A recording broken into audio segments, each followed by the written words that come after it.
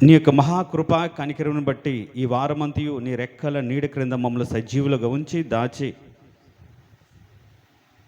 మా పనులలో ఉద్యోగాలలో ప్రతి విషయంలో నీ సన్నిధి, నీ తోడు, నీ కాపుదల మాతో కూడా ఉంచి ఈ పరిశుద్ధ దినమున నీ మందిరములో చేరి నేను స్తుతించి నేను గణపరిచి ఆరాధించుటకు మీరు మాకు అనుగ్రహించిన ఈ శ్రేష్టమైన భాగ్యమును బట్టి నీకు స్తోత్రం.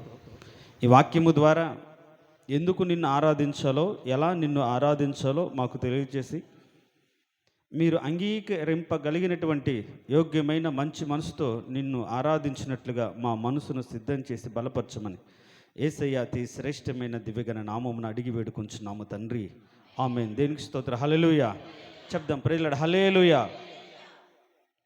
దేవునికి మనము కృతజ్ఞతాస్తుతులు చెల్లించాలి. ఎందుకు అంటే నీవు సమీపంగా ఉన్నావని, దేవుడు సమీపంగా ఉన్న దానిని బట్టి మనం దేవుని కృతజ్ఞతాస్తుతులు చెల్లించాలి. నీవు అనే దానికి ఆయన నామం మనకు సమీపంగా ఉన్నట్లుగా మనం చూస్తాం. సృష్టారంభము నుంచి కానీ మనం గమనించగలిగితే దేవుడు వారితో నివాసం చేయాలని ఆదాము అవ్వలను సృష్టించాడు. చల్లపూట వచ్చి వారిని దర్శించాడు. కానీ ఎప్పుడైతే దేవుని యొక్క మాటకు లోబడకుండా ఆజ్ఞను అతిక్రమించి పాపం చేశారో, దేవుని యొక్క సహవాసాన్ని, దేవుని యొక్క మహిమను కోల్పోయి దేవుణ్ణి దూరం చేసుకున్నారు. అప్పటి నుంచి దేవుడు దూరంగానే ఉన్నాడు. అయితే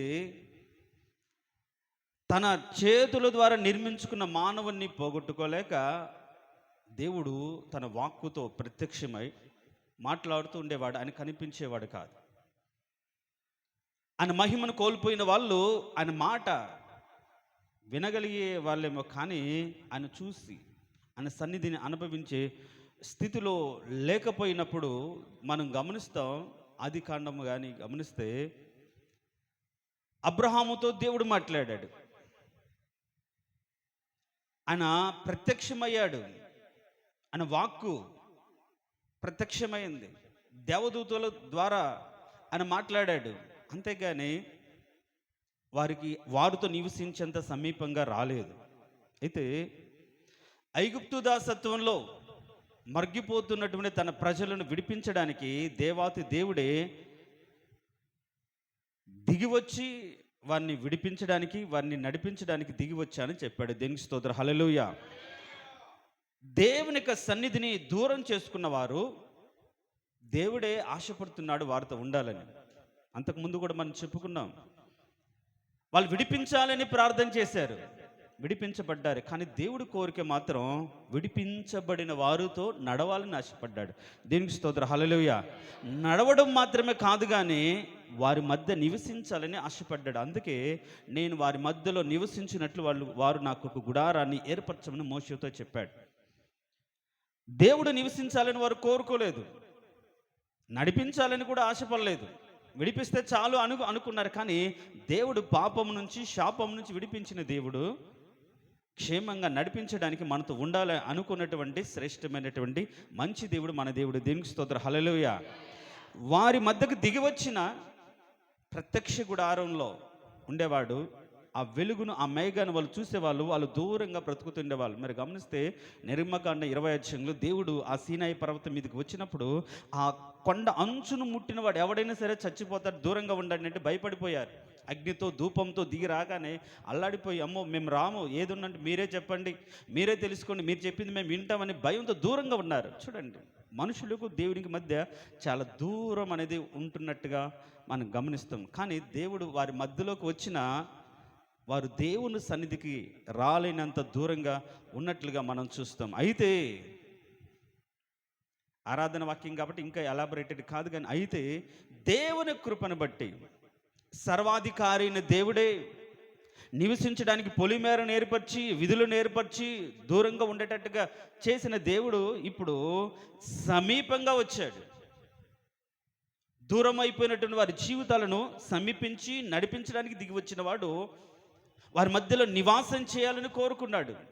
అంత మాత్రమే కాకుండా 2000 సంవత్సరాల క్రితం సర్వమాన పాపవాళి విమోచనార్థం ప్రభు అయిన యేసుక్రీస్తు మన మధ్యకు వచ్చాడు. దేవునికి స్తోత్రం. హల్లెలూయా చెప్దాం. హల్లెలూయా. ఎంత దగ్గరికి వచ్చాడు చూడండి, మనతో కూడా నివసించడానికి, మనము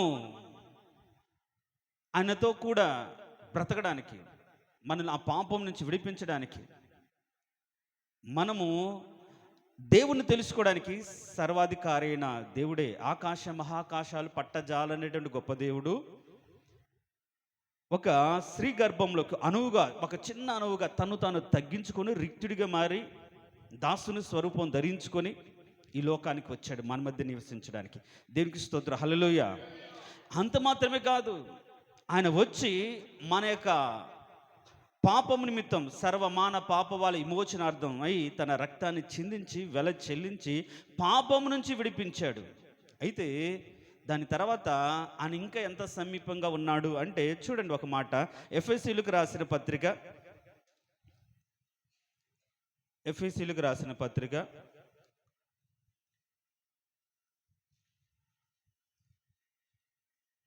నా 3వ అధ్యాయం 15-18 వచనాలను చదువుతాను. మీరు అంతరంగ పురుషుని యందు శక్తి కలిగి ఆయన ఆత్మ వలన బలపరచబడినట్లుగాను క్రీస్తు మీ హృదయములలో విశ్వాసము ద్వారా నివసించున్నట్లుగాను. దేవునికి స్తోత్రం. హల్లెలూయా చెప్దాం. Praise lord. హల్లెలూయా. ఇప్పుడు దేవుడు మనం ప్రార్థన చేస్తున్న ప్రభు ఎక్కడున్నాడు? మన హృదయంలో.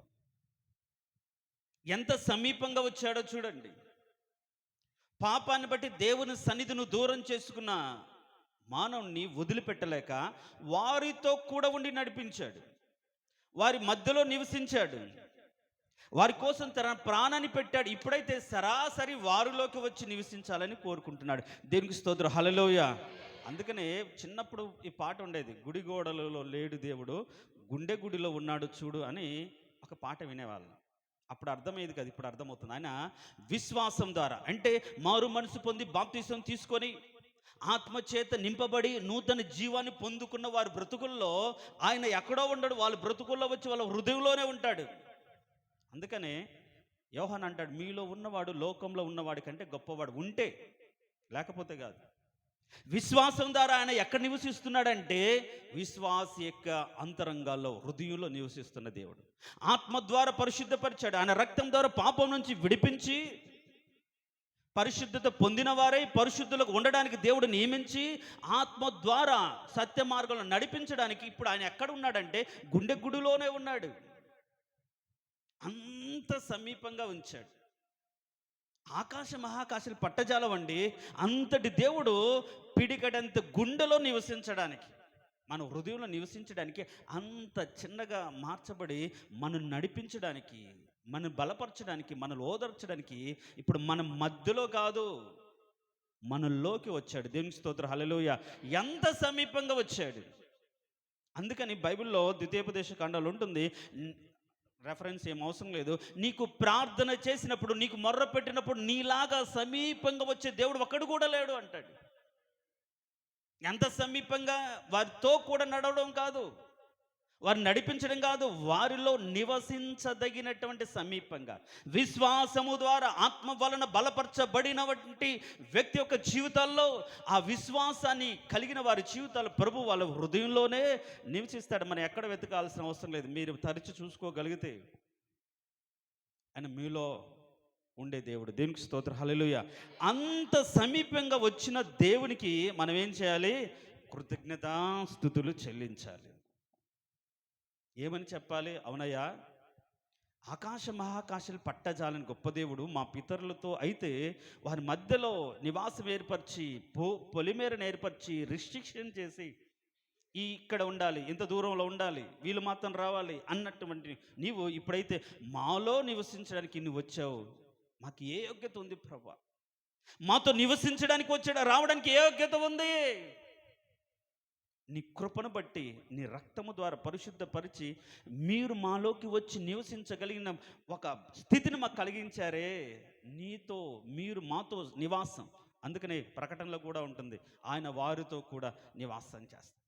వారితో ఎలా మనల్లో ఉండి నివాసం చేసేంత దగ్గరగా వచ్చాడు. కాబట్టి మనలో ఉన్న దేవునికి మనము కృతజ్ఞతాస్తుతులు చెల్లించాలి. అందుకనే ఆత్మ సంబంధమైన మందిరంగా మనం కట్టబడుతూ ఉంటే ఆయన మందిరంలో ఉండే దేవుడు. అందుకనే మీ యొక్క హృదయం దేవునికి ఆలయం. ఆయన అక్కడ నివసిస్తాడు.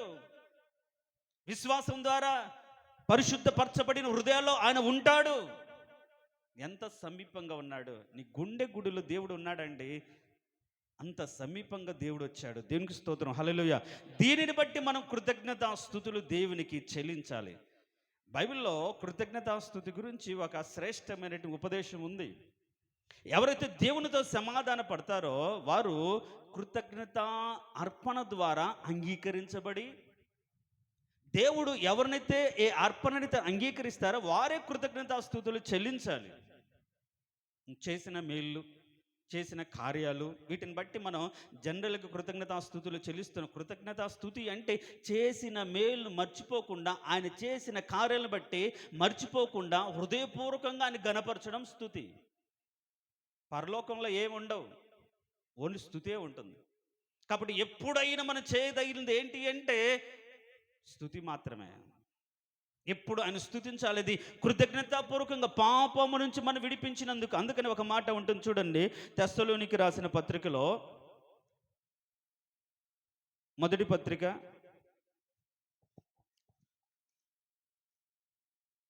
2వ పత్రిక చూడండి, 2వ అధ్యాయం 13వ వచనం.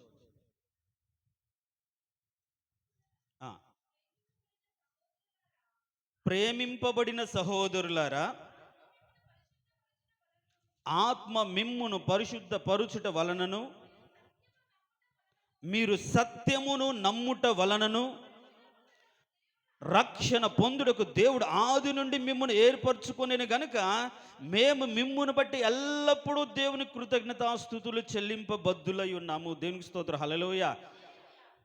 పౌలు చెప్తున్నాడు, మీరు పాపం నుంచి విడిపించబడ్డానికి దేవుడు ఏర్పరచుకున్నాడు. కాబట్టి ఈ కృతజ్ఞత అనేది ఎల్లప్పుడూ మీ నిమిత్తమై చేయడానికి మేము బద్దులమై ఉన్నాము. అంటే బద్దులు అంటే బాధ్యత కలిగిన.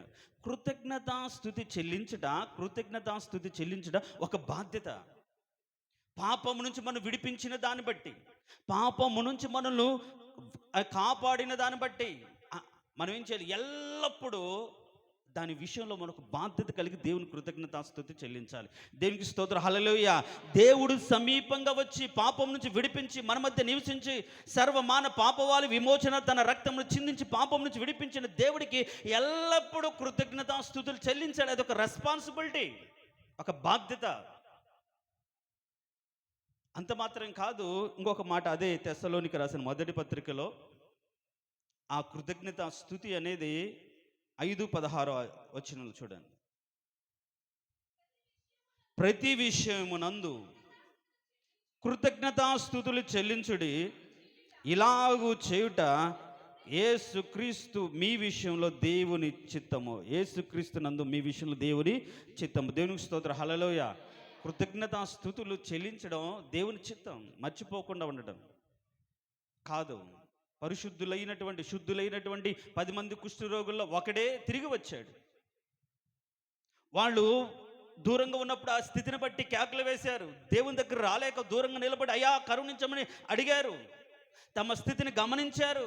ఈ రోజుల్లో చాలామంది కూడా బాధల్లో ఉన్నప్పుడు, కష్టాల్లో ఉన్నప్పుడు, దుఃఖంలో ఉన్నప్పుడు వారి స్థితి గమనించి, ప్రభు నీవు తప్ప మాకు రక్షించే నాదుడు లేదు కదా ప్రభు అని దూరంగా నిలబడి దగ్గర రాలేక ప్రభువా ప్రభువా ప్రభు అని ప్రార్థన చేస్తారు. దేవుడు కనికరించి వాళ్ళు స్వస్థపరిచి విడుదలనిస్తే మాత్రం శుద్ధీకరించబడిన తర్వాత వాళ్ళ జీవితాలకు విడుదల కలిగిన తర్వాత మళ్ళీ మందిరానికి రారు. అందుకని అక్కడ రాయబడింది, ఒక వ్యక్తి మాత్రం తిరిగి దేవుని మహిమపరుస్తూ కృతజ్ఞతాస్తుతులు చెల్లించడానికి వచ్చాడు. అంటే దేవుడు చేసిన మేలును మర్చిపోకుండా ఒక బాధ్యతగా ఈ స్థితి నుంచి నన్ను విడిపించాడు, ఈ స్థితి నుంచి నన్ను కాపాడాడని మర్చిపోకుండా తిరిగి దేవుని ఎద్దుకు రావడం, ఆ దేవుని సన్నిధి చేరడం కృతజ్ఞత స్తుతి. చేసిన మేలను మర్చిపోకుండా దేవుణ్ణి గణపరచడం, అది రెస్పాన్సిబిలిటీ. ఆ రెస్పాన్సిబిలిటీలో వాళ్ళు లేకుండా ఆ 9 మంది ఎక్కడ 9 మంది ఎక్కడని అడిగాడు. కాబట్టి కృతజ్ఞతాస్తుతి చెల్లించడం, ఆయన మనకు సమీపంగా ఉండి మన నిమిత్తం పాపము నుంచి విడిపించిన దాన్ని బట్టి మనం ఏం చేయాలి? కృతజ్ఞతాస్తుతులు చెల్లించి ఒక బాధ్యత స్వీకరించాలి. అది దేవుని చిత్తం. అంత మాత్రం కాకుండా ఈ చివరి మాట చెప్పుకొని ముగిద్దాం. 116 వచ్చే 116 వచ్చే 116 వచ్చే 17 వచ్చిన కీర్తన గ్రంథం 116.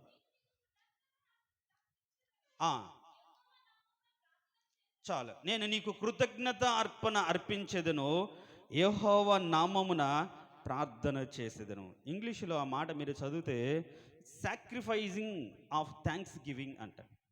సాక్రిఫైస్, కృతజ్ఞత స్తుతి అంటే నోటితో చెప్పడం కాదు, అది బలిరూపంగా నిన్ను నువ్వు నల్లగొట్టుకొని దేవుడు చేసిన మేలను బట్టి దేవునికి నిన్ను నువ్వు అర్పణగా అర్పించుకోవడం కృతజ్ఞత అర్పణ. పాత నిబంధన కాలంలో కృతజ్ఞత అర్పణల ద్వారా దేవుడు వారిని అంగీకరించాడు.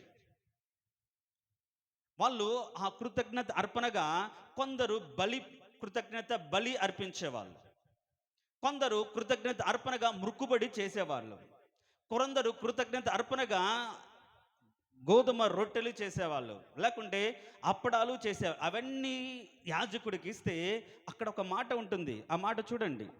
ఈ మాట చెప్పాలని ఆశపడుతున్నాను. మీరు లేవీకాండం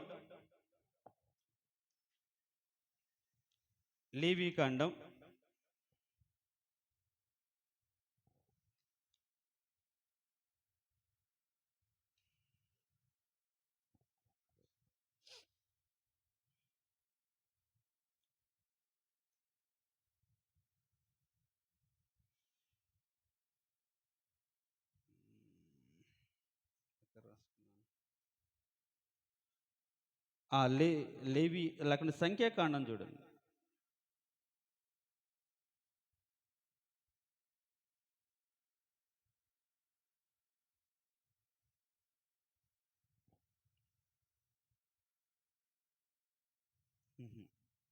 ఒక్క నిమిషం, ఎక్కడ రాసుకున్నాను?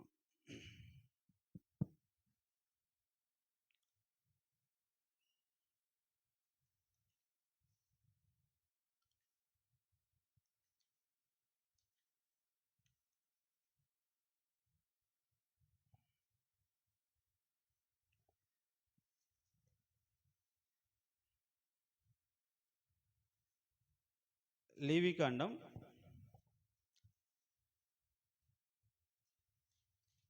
3వ అధ్యాయం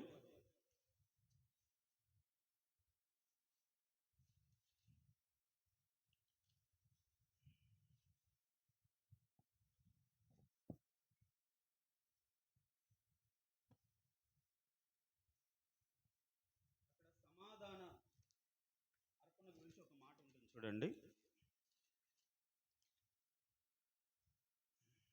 సమాధాన అర్పణ గురించి సరే 7వ అధ్యాయం చూడండి. అమ్మా 6వ అధ్యాయం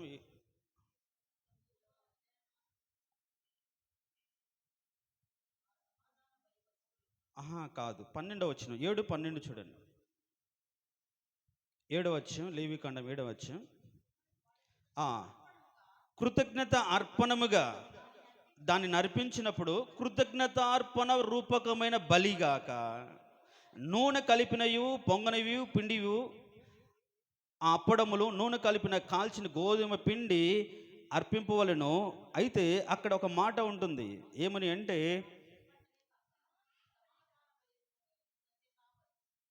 అతడు అంగీకరించబడినట్లుగా అనే మాట అక్కడ ఉంటుంది.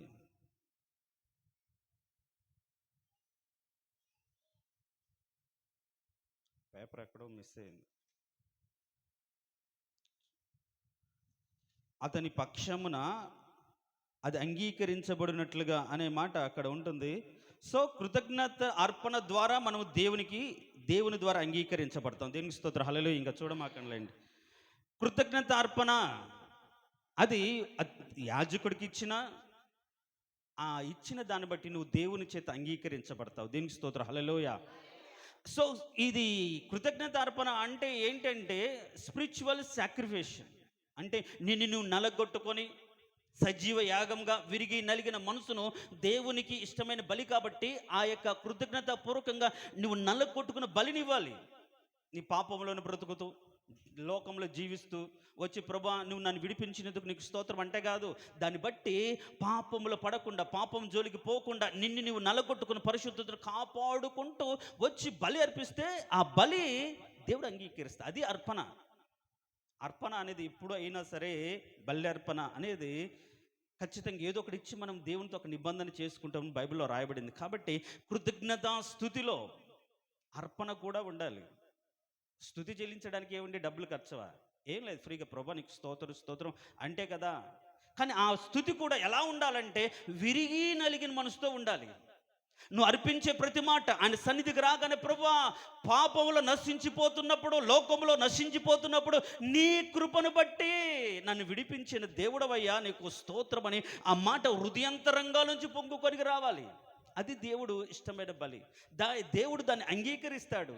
అలా అలా కృతజ్ఞతా స్తుతులు నువ్వు చేస్తే ఆ స్తుతులే బైబిల్లో కానీ మనం గమనిస్తే పరలోకంలో కూడా ఆ గొర్రెపిల్ల నామానికి నిత్యము మహిమ ఘనతతో పాటు కృతజ్ఞతా స్తుతులు కలుగునుగాక. ఎవరు చేస్తారు ఈ కృతజ్ఞతా స్తుతులు? ఆయన రక్తం ద్వారా విడిపించబడిన వారు, ఆయన సన్నిధిలో చేర్చబడిన వారు, ఆయన వలన మేలు పొందిన వారు. కాబట్టి మనం ఆయన సమీపంగా వచ్చి పాపం నుంచి మరి విడిపించి ఆయన సహవాసంలోకి చేర్చిన దేవుడు అంత మాత్రం కాకుండా ఆయన సన్నిధిలో మనం నిలుపుకోవడానికి కృపను చూపించిన దేవుణ్ణి నిత్యము కృతజ్ఞతాస్తుతులు చెల్లించాలి. అది దేవుని చిత్తం. మన అర్పణ యాజకుడికి ఇచ్చి అంగీకరించబడి దేవుని కృతజ్ఞతాస్తుతులు చెల్లించాలి. కాబట్టి ఆయన సమీపంగా ఉన్నందుకు మనం ఏం చేయాలి? బాధ్యతగా కృతజ్ఞతాస్తుతులు చెల్లించాలి. ప్రతి విషయంలో దేవుని చిత్తాన్ని తెలుసుకొని దేవుని కృతజ్ఞతాస్తుతులు చెల్లించాలి. ప్రార్థన విజ్ఞాపన కూడా కృతజ్ఞతాపూర్వకంగా మీ మనవులు తెలియజేయమంటున్నాడు దేవుడు. కృతజ్ఞతాపూర్వకంగానే విజ్ఞాపన చేయాలి. ఒకవేళ ప్రార్థనలో నిలకడగా ఉన్న కృతజ్ఞత చెల్లించే విషయంలో మెలకువగా ఉండాలని చెప్పాడు దేవుడు. ఇవన్నీ మనం చూస్తే కృతజ్ఞత అంటే గొప్పగా ఆయన మందిరంలో దేవుడు ఈ సంవత్సరం ఈ మేలు చేశాడు ఆ మేలు చేశాడని చెప్పుకోవడం కాదు. చేసిన దాన్ని బట్టి లోబడి దేవుని దగ్గర రావడం కృతజ్ఞత. వచ్చి విరిగి నలిగిన మనసుతో దేవుడు నీకు చేసిన కార్యాన్ని బట్టి లోబడి బ్రతకడం కృతజ్ఞత. అలాంటి కృతజ్ఞత స్తుతులను దేవుడు అంగీకరిస్తాడు. కాబట్టి ఒక బాధ్యతాయుతమైనటువంటి దేవుడి చిత్తమైనటువంటి దేవుడు అంగీకరించదగినటువంటి అర్పణ కృతజ్ఞత స్తుతులు. కాబట్టి మనము ఆ విధంగా సమీపంగా వచ్చి మన పాపం నుంచి విడిపించి నడిపించిన దేవునికి హృదయపూర్వకంగా కృతజ్ఞతా స్తుతులు మనము చెల్లిద్దాం. అవునయ్యా, నశించిపోతూ నన్ను విడిపించావు, రక్షణ ప్రాకారంలో నన్ను కాపాడావు, అంత మాత్రం నీ ఆత్మచేత నన్ను బలపరుస్తూ నడిపిస్తున్నావు, ఆత్మ సంబంధం ప్రతి ఆశీర్వాదం నాకు అనుగ్రహిస్తున్నావు. ఈ లోకంలో ఇంతకంటే భాగ్యమే ఉంది ప్రభువా. ఇంతటి కృపకు నేను పాత్రుడికి చేసిన దేవా, నీకు ఏం చెల్లించి నీ రుణాన్ని తీర్చుకోగలుగుతాను? ఏం చెల్లించినా నీ రుణం నేను తీర్చుకోలేను. కనుక విరిగి నలిగిన మనసుతో నా కృతజ్ఞత స్తుతులు యేసు ప్రభు నామమున మీకు సమర్పించుకుంటున్నాను తండ్రి అని మన దేవుడు మన పట్ల చేసిన కార్యాన్ని బట్టి, సమీపంగా ఉన్న దాన్ని బట్టి, మనలో నివసిస్తున్న దాన్ని బట్టి, మన మధ్యలో ఉంటున్న దాన్ని బట్టి, ఇద్దరు ముగ్గురు కూడి ఏకీభవించిన వారి మధ్యలో ఉంటానన్న దేవుని బట్టి హృదయపూర్వకంగా మనం కృతజ్ఞతాస్తుతులు చెల్లిద్దాం. దేవుడి కొద్ది మాటలు దీవించునుగాక.